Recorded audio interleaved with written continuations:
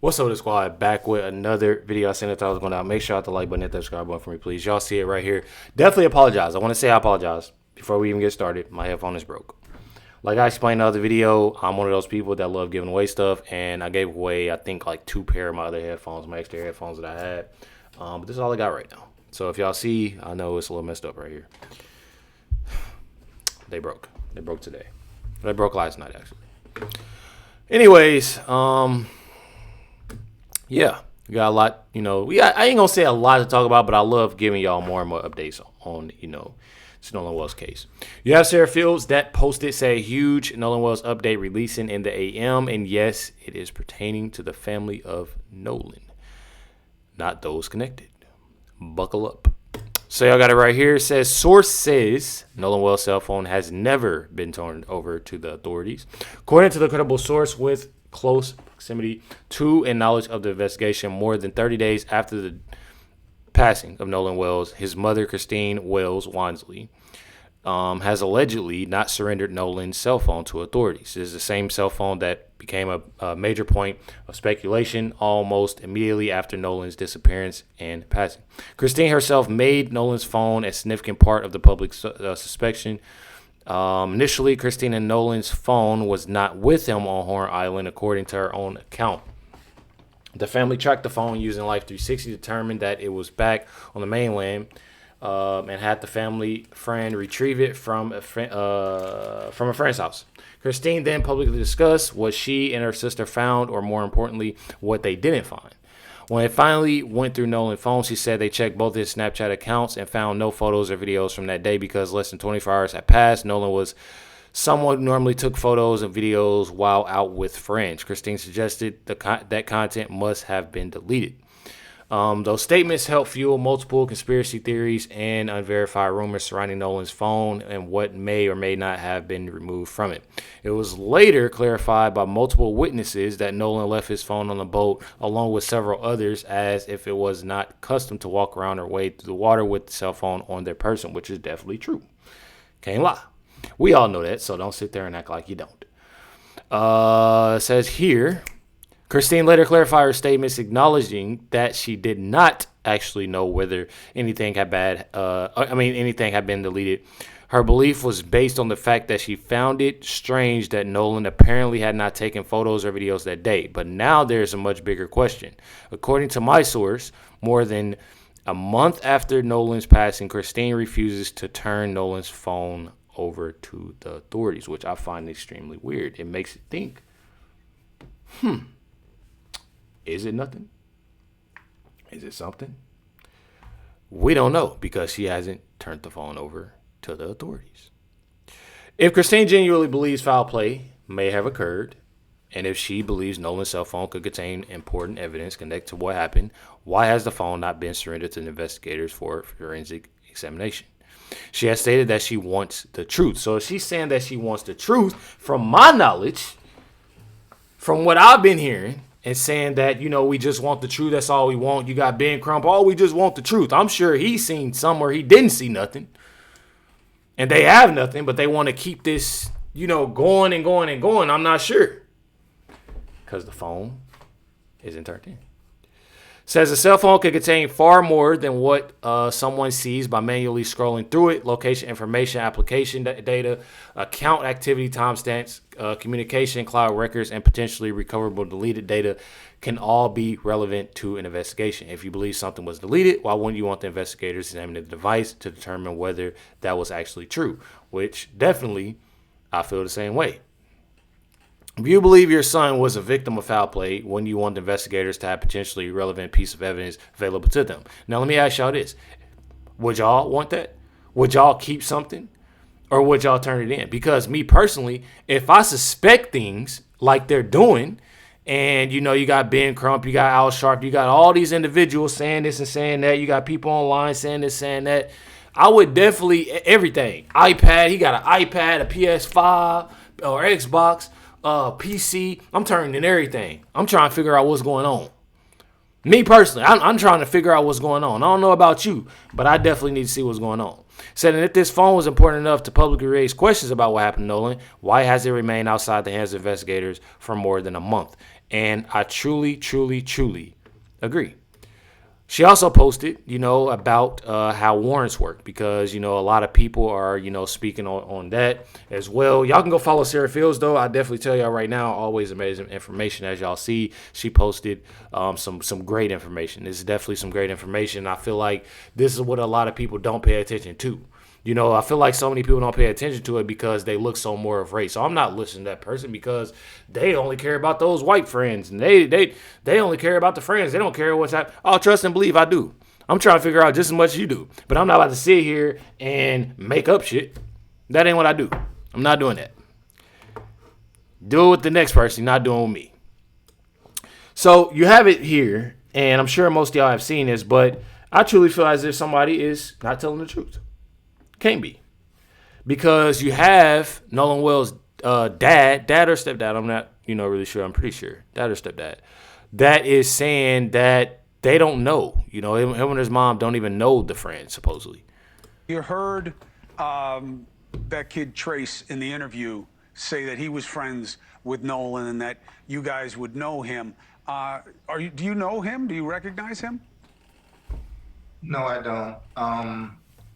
Just because you park your vehicle in someone's yard doesn't mean that they have to know you.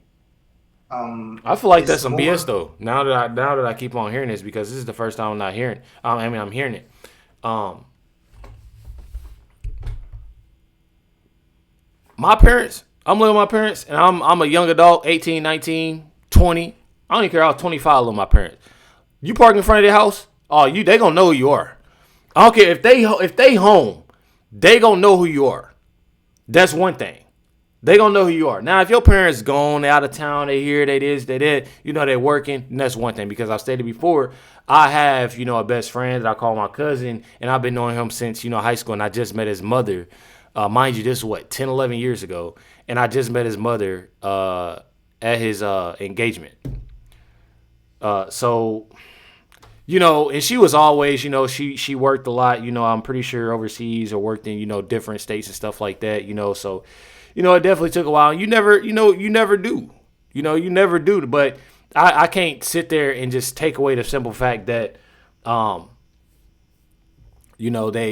wasn't his friends, that wasn't his friends. But I definitely find it weird that they're saying they don't know any of them, that they don't know any of them. I don't know. Sounds more to me like he's more focused on getting people to know him and getting away from the fact that his so-called best friend is not here anymore. Everyone that they may have interviewed are at home. Our son isn't. Our son should be in college right now. Definitely, I agree. We should be receiving phone calls from him about how his day went. But we can't. And we just want everybody to focus on what the real subject matter is. Understood. Understood. And that's definitely true. I'm not about to sit here, and y'all know I'm not about to sit here and say, I don't really care, because I'm not like that, and that's not something that I'm for. We all want to know what happened, but I'm not about to sit here and want people to continue to lie, because they've made this. And honestly, a lot of this is on Ben Crump. I feel like if Ben Crump wasn't in the picture, things wouldn't have to, things wouldn't be and got, too far. Now, one thing that I told y'all that I last night video that I'm scared of is the simple fact, and I'll probably be dropping like 9:15, 10:15, 9:30, 10:30 every day. I'm gonna try to, or every night.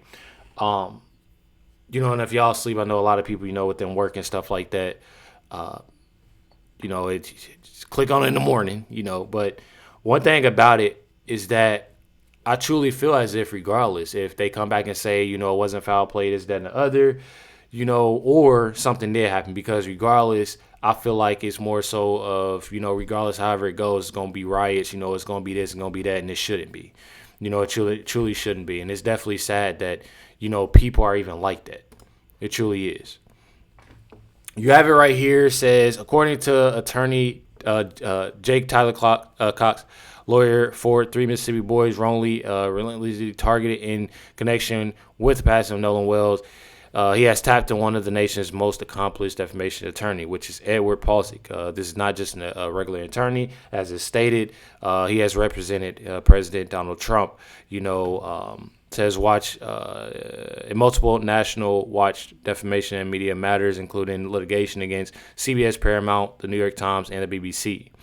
So, this is a person that they have, got. And one thing about it is that, me personally, I feel like this is something that is, good. Is good just for the simple fact. And I'm pretty sure this is Palcic, and the other guy right here is Tyler Cox. That's Tyler Cox. This one is Edward Andrew Palcic. These two individuals, obviously are representing, those boys. And me personally, if I was parents of them, those boys, I would be on the same thing. We don't know, what has happened. And like I said, if anything has happened or anything of that, they need to be held accountable. And that's just how I feel. Truly do. You got Ben Crump said he isn't sweating Nolan's friends turning to Trump's lawyer for help. His friends hired Donald Trump's lawyer. A distraction. Well, what does that mean in the case, if anything? We are focused on getting to the truth of what happened to Nolan Wells. That's all that matters to us. Is this about defamation for those young men? That's all a distraction. Okay, thank you. So my thing is, if he's calling it a distraction, it seems like when it comes down to Ben Crump, what he got going on is more so a distraction. Because if they have the phone, and that's something that can potentially help everything with seeing, the evidence that, or seeing the information that's on the phone with whatever app it is, that can definitely help. I truly feel as if, it's more of a distraction of what they do. Now, I told y'all that Ben Crump, it seems like he didn't win in Mississippi. That's what he seems. He didn't win in Mississippi and then got all these individuals fired up. Then got everybody fired up. And now it's like, how are we gonna pivot? What are we gonna do now? Because we clearly see that, this, that, and the other. Because I'm confused. I'm confused now why that cell phone isn't turned in, or I don't know. Maybe somebody can let me know or more the insight, but I don't know. It seems more so of hiding more than anything. You have it right here. Nolan Wells' friends says TMZ put Nolan Wells' friends regret 4th of July Horn Island trip, maintain innocence. TMZ, they're something. I tell you that. They're truly something. You have it right here, Brandon Tatum. If you can go back to the very beginning of this, how do you think this should have played out? Because I always question in my mind that when I go back, I look at what happened, I look at the initial stories with Nolan, and you guys knew him, right? I didn't know him. I know none of you guys. I just had a chance to meet you guys more recently. But how do you think this should have gone? If you could control the environment, Nolan is found deceased. How do you guys think that this should have been put out to the world? Well, first off, I wish we would have never, I think about this every day. I wish we would have never went out on the 4th of July, because I know this wouldn't have happened. Nolan wouldn't be gone. And it's really hard to think about, because it's like, I wish I would have done this different, or I wish I would have done that different, because now one of my brothers passed away. But I think from the beginning, I'm glad that I called the Coast Guard, and I'm glad that we came together as a group, even from the first day when people started texting us things, saying, crazy things. But I wish it wouldn't have been reported as some type of race thing. I think it's really bad that people are pushing the narrative, oh, this is a race thing. Well, obviously it's not. This is like a brother to us.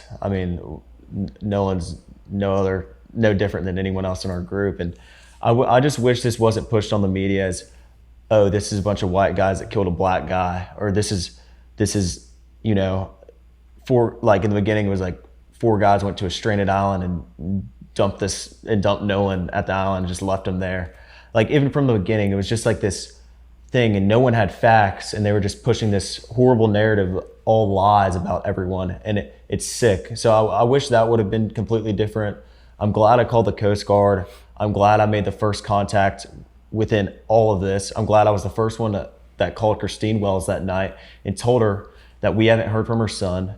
And I'm glad that I did all of that, but I hate the way this has been perceived by the media and portrayed. This has like been absolutely horrible with the way and the things that they've said to us and done. But other than that, I mean, there's not much I would change from my point of view and my friend's point of view. I think we did everything right, and I know we did nothing wrong.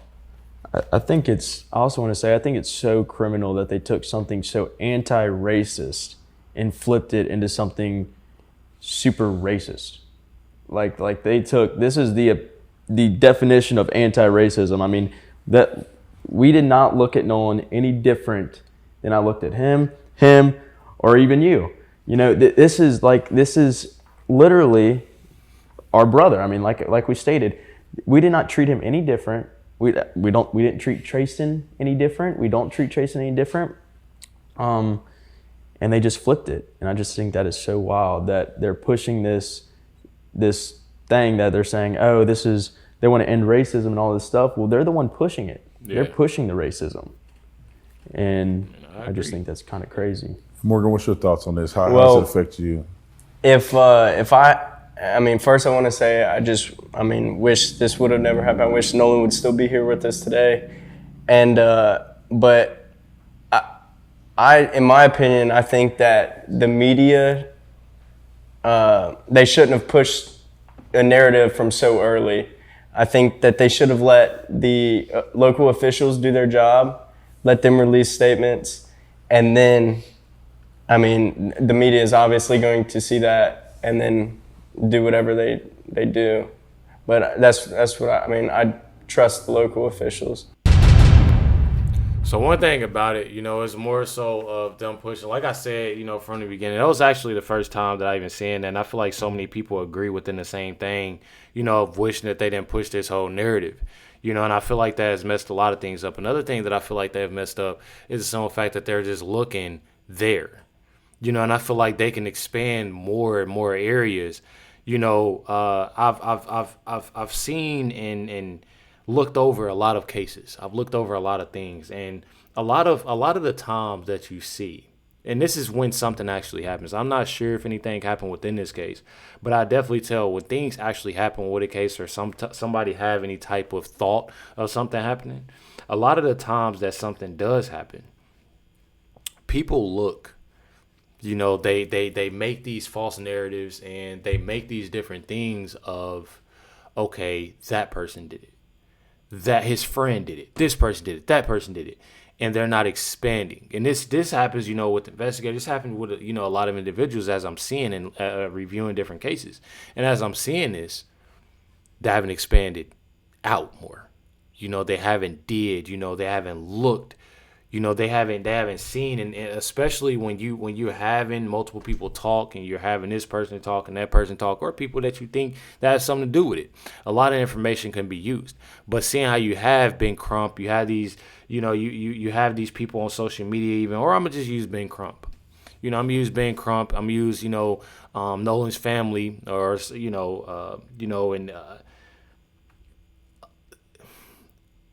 I would do everything I can.